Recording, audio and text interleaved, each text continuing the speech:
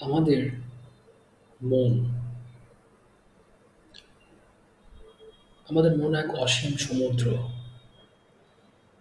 এটা অনেক পুরনো কথা। এক কথা বারবার বলি, কিন্তু মন নিয়ে কথা বলতে গেলে কথাটা চলে আসে। আমাদের সুখ এবং অসুখ, মানসিক যেটা, এটা নির্ভর করে আমাদের মনের চিন্তার ধারার উপরে, যে আমরা কোন অ্যাঙ্গেলে চিন্তা করছি। আমাদের সুখের কিছু ধারণা আছে। আমরা এই কনসেপ্টগুলো নিজেরা তৈরি করি। আমাদের শরীর এর বিভিন্ন হরমোন আমাদের এটা তৈরি করতে আমাদেরকে সাহায্য করে, উৎসাহ দেয়। আর কিছু ধারণা আমরা সমাজ থেকে পেয়ে থাকি। ধরা যাক, কারো সুখের ধারণা একটা প্রথম শ্রেণীর চাকরির মধ্যে আটকে আছে। ওটা তার একটা ধারণা, যেটা সুখ, ওইটা আমার লাগবে, ওটা হলে আমি আনন্দ, ওটা হলে আমি খুশি। আনন্দটা পরনির্ভরশীল, অর্থাৎ আনন্দটা আমার ভিতর থেকে না, বাইরে একটা ঘটনা ঘটতে হবে, তারপরে আমার এই সুখ। প্রথমত, ক্রিপলড হ্যাপিনেস, খোড়া পঙ্গু। এখন আমার মন পড়ে আছে ওই, যে আমাকে বিসিএস কর্মকর্তা হতে হবে, ক্যাডার হতে হবে, এটাই আমার সুখ। এর সঙ্গে আরও জড়ানো আছে মানুষ সম্মান করবে, ভালো বেতন পাবো, বাড়িঘর করবো, সুন্দরী মেয়েকে বিয়ে করব, অনেক কিছু জড়ানো আছে এর মধ্যে। কিন্তু আমরা যদি ১৯৭১ সালের পেছনে যাই, তখন কিন্তু বিসিএস ছিল না। বাংলাদেশ স্বাধীন হলো, বাংলাদেশ হলো, তারপরে পাবলিক সার্ভিস কমিশন প্রতিষ্ঠিত হলো।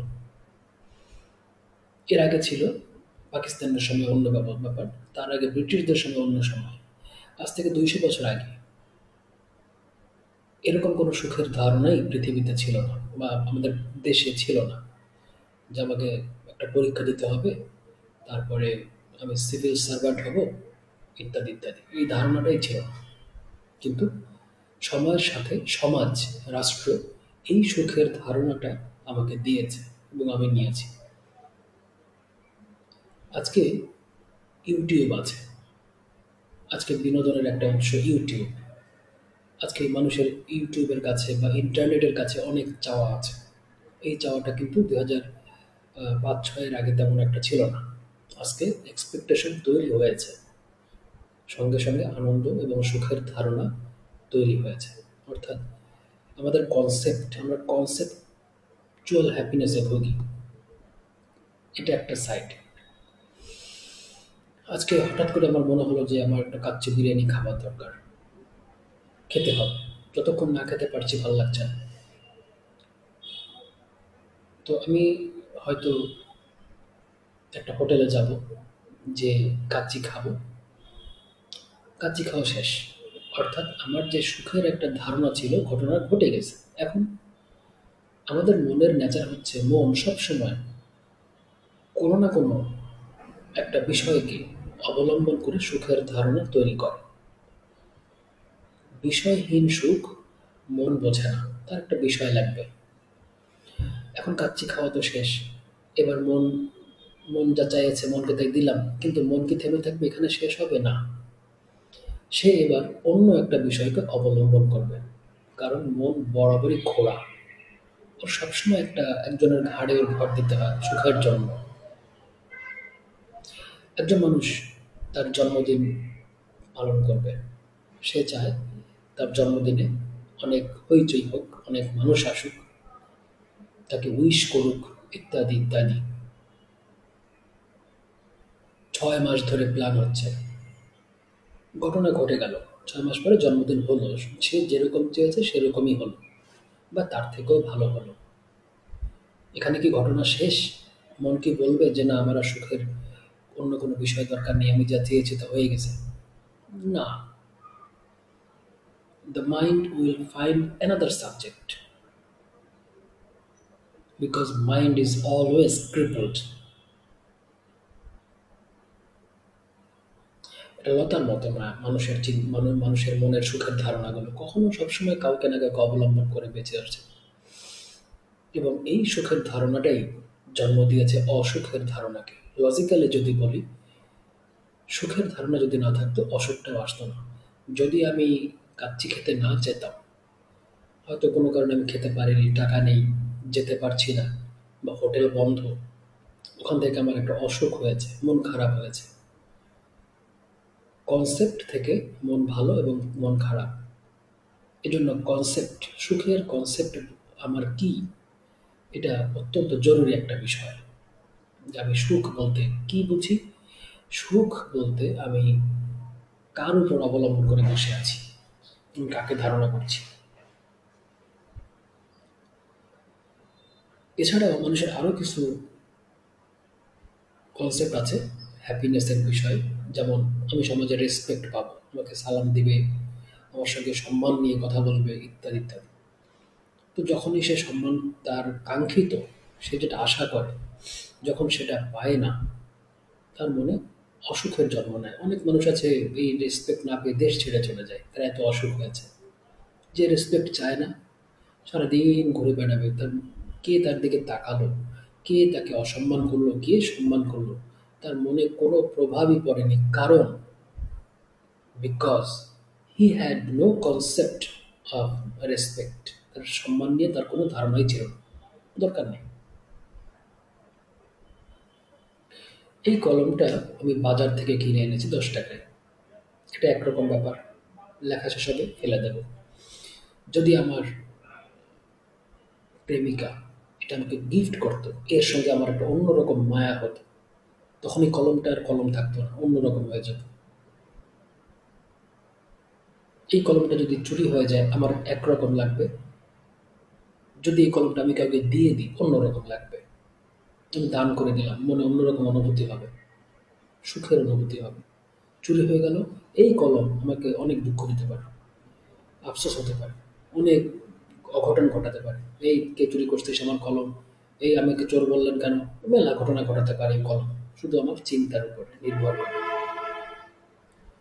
চিন্তা, আমি কি চিন্তা করি, আমার মধ্যে কি ধারণা আছে, এইটাই আমার জীবনের বেশিরভাগ ঘটনা নির্ধারণ করে। এখন মানুষের, যেহেতু আমরা সবসময় আমাদের মন কোনো না কিছু, কোনো কিছু পয়েন্ট তার লাগে, একটা পয়েন্ট তার দরকার। যেমন মানুষ, এমন একটা সিচুয়েশন আমরা পড়েছি যে আমরা অনিচ্ছায় জন্মগ্রহণ করেছি বলা যায়। এই শরীরের মধ্যে আটকা পড়েছি, শরীরটা বড় হচ্ছে, আমি কিন্তু বড় করছি না। তুমি যদি 6 ফুট লম্বা হও, তুমি তুমি মনে করো না যে তুমি তোমাকে লম্বা করেছো। তুমি যদি অনেক মোটা হও, তুমি মনে করো না তুমি করেছো, এটা ন্যাচারালি হয়ে গেছে। তুমি জাস্ট ওর মধ্যে বসে ওটাকে এনজয় করছো অথবা সাফার করছো। তোমার শরীরে যে রোগ আছে তুমি দেখছো হচ্ছে, বয়স হচ্ছে, সেক্স আসছে, সেক্স করছো, ক্ষুধা লাগছে, খাচ্ছ, ঘুমাচ্ছ, করতে করতে বয়স হচ্ছে, বুড়ো হচ্ছ, মরে যাচ্ছ, সব তুমি দেখছো, তোমার কিচ্ছু করার নেই। তো এরকম একটা হোপলেস সিচুয়েশনে পড়ে মানুষ ঈশ্বরে বিশ্বাস না করে পারে না। অন্তত একটা ভরসার জায়গা তার সে তৈরি করেছে, তার আছে, ওখানে সে আশা পায়। সব এত হতাশার মধ্যে আমার কিচ্ছু করার নেই, আমি দেখছি যে আমি আস্তে আস্তে পাহাড়ের খাদের কাছে যাচ্ছি এবং পড়ে যাচ্ছে, অসংখ্য মানুষ পড়ে যাচ্ছে, আমার কোনো বাঁচার উপায় নেই। এরকম চরম হতাশার সময়েও মানুষ একটা আশা খোঁজে, সেটা ঈশ্বরের মধ্যে খোঁজে। তো আমাদের পয়েন্টটা কোথায় হবে? আমার চাকরির প্রমোশন, যদি আমার চাকরির প্রমোশন আমার সুখের মাপকাঠি হয়, মনের পয়েন্ট হয়ে থাকে, তো এই প্রমোশন আমাকে আঘাত করবে, হলে আনন্দ, না হলে দুঃখ। অনেক দেশের রাজা আছে, তার মনে দুঃখ আছে, কেন সেই জাতিসংঘের কিছু একটা হচ্ছে না। কারণ মন সবসময় অপূর্ণ, যে যেখানে আছে সে সেখানে বসে অপূর্ণ। আমাকে পূর্ণ করার চেষ্টাটাই হচ্ছে আমার একটা ভুল সিদ্ধান্ত, বস্তু জগৎ দিয়ে, বাইরের জগৎ দিয়ে। কারণ আমি ভেতরে এমনি পূর্ণ ছিলাম, বাইরে থেকে এটা ওটা এনে পূর্ণ করতে গিয়ে আমি নিজেকে হতাশায় নিমজ্জিত করে ফেলছি। এটা একটা ব্যাপার। আমি মাঝে একবার গেছিলাম আমার একটা কাজে, আমার একটা চাকরির একটা গ্রেড বাড়বে, তো সেই গ্রেড বাড়াতে গিয়ে আমার একবার জেলা শিক্ষা অফিস, একবার উপজেলা শিক্ষা অফিস, উপজেলা শিক্ষা অফিসের তাদের নানা রকম, না যদি কাজটা করে দিই 2 টাকা দেবেন, এই নিয়ে অনেক কথা, অনেক মানে বক বক করতে হলো আমাকে অনিচ্ছায়। এখন তারা আমার সঙ্গে যে টোনে কথা বলছে, যে তারা আমার কাজটা করে দেবে, কিন্তু 2 টাকা দিলে ভালো হয়। আমি কাজটা করে দেবো, আপনি খুশি হয়ে যদি দেন, এর মানে হচ্ছে কিছু দেবেন, ওকে ফাইন। তারা আমাকে বলছে যে যে কোনোভাবে জগতের সঙ্গে মানিয়ে চলে যে সিস্টেম, কাজটা করে উঠায় নিয়ে যাওয়াটাই ভালো। কিন্তু এইটা, তার এই কথাটা সে বলেছে, ভুল বলেন, ভুল বলেন এই সেন্সে, বেশিরভাগ মানুষই তাই। কারণ এই চাকরির বেতন, এই প্রমোশন, এই গ্রেড চেঞ্জ, এটা অনেকের এটা প্রত্যেকের কাছে বড় বিষয়, অনেক বড় বিষয়। আমি 10 টাকা 100 টাকা নিয়ে মানুষকে মারামারি করতে দেখেছি, এই শিক্ষিত মানুষ। কিন্তু আমার কাছে যদি প্রমোশনটা খুব বড় কোনো বিষয় না হয়ে থাকে, যদি আমি টাকার মোহে না পড়ে থাকি, যদি টাকাকে, আমার গ্রেড চেঞ্জকে আমি আমি যদি খুব বড় কোনো বিষয় মনের থেকে মনে না করি, এগুলো আমার কিছুই আসা যাবে না। অনেক রাজা আছে রাজ্য ছেড়ে চলে গেছে, ফেলে দিয়ে চলে গেছে। তো ওই প্রমোশন, ওই গ্রেড চেঞ্জ আমাকে তখনই দুঃখ দেবার সামর্থ্য রাখে, যখন আমি আমার মন ওর কাছে সমর্পণ করবো যে তুমি আমার সুখের আধার, তোমার কাছেই আমার সুখ। আমার গ্রেড চেঞ্জ হলে আমি সুখী, আমার আহ, মানে কি বলে, প্রমোশন হলে আমি খুশি, ইত্যাদি ইত্যাদি। এই যে আমি ভিডিও করছি, কেউ দেখছে না, খুব ভালো, সমস্যা নেই। আমি প্রত্যাশা করি না যে কেউ দেখবে। আমার আমার ইচ্ছা করছে, আমি দিছি, কারো দেখার দরকার নেই।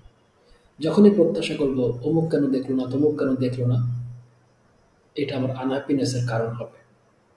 তো আমার আনহ্যাপিনেসের কারণ তুমি না, আমার আনহ্যাপিনেসের কারণ আমি, আমার প্রত্যাশা, আমার চিন্তা। এখন কি করে মনকে সকল এই পঙ্গুত্ব থেকে রক্ষা করা যায়, যে মন কারো উপর নির্ভরশীল হবে না, মন কোনো বস্তুকে অবলম্বন করে খুশি হবার স্বপ্ন দেখবে না, এটা কি করে করা যায়?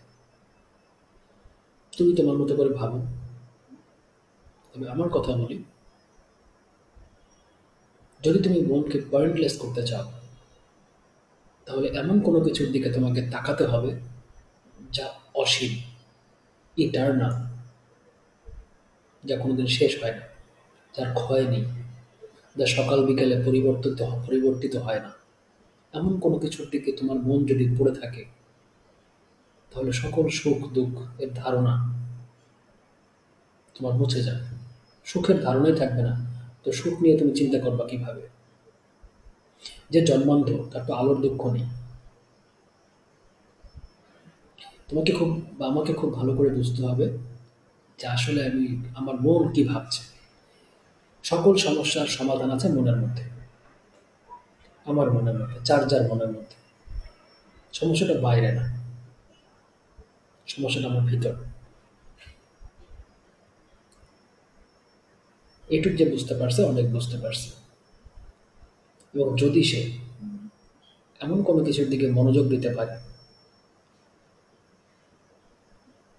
যদি সে কারোর প্রতি আহ, ওই অবলম্বনটা সে না করে, যে অমুক হলে, এই ঘটনা ঘটলে, ও অমুক আসলে, অমুক এই কথাটা বললে আমি সুখী, এখান থেকে যদি সে বের হতে পারে, he is a king or she is a king, queen.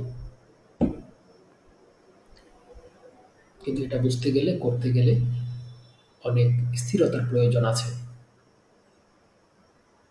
এবং এটার্নাল কি, আমি কোনটার দিকে তাকাবো, আমি কোন ঘটনাগুলোকে আমার মানে মনকে বসাবো, আর কোন দিকে তাকাবো না,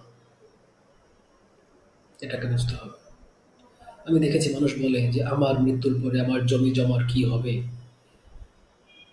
তা সে মরে যাচ্ছে, এটা বিষয় না, মৃত্যুর পরে আমার জমিতে কে হাঁটবে, এটা তার কাছে একটা বড় দুঃখের বিষয়। তার মরে গেলে কোনো অনুভূতিই থাকবে না, মানুষের পেটে ব্যথা হলে তাই দুনিয়ার জ্ঞান থাকে না। কিন্তু মানুষ চিন্তা করছে তার এত সম্পত্তি মরে যাওয়ার পর কে খাবে। তার জীবনে খাওয়াটাই প্রধান, সে নিজে সারা জীবন খেয়েছে, এবার মরার পরে কে খাবে এটা নিয়ে তার চিন্তা। কিছু মানুষ, আমি একজন ব্যাংকারকে বলতে শুনেছিলাম যে আমার এত অসুখ, হাই প্রেশার, আমার লিভারের সমস্যা, তো এত টাকা পেনশন পাবো, কিভাবে খেয়ে শেষ করবো। এই যে আমরা সবসময় খাই, খাই, খাই, খাই করি।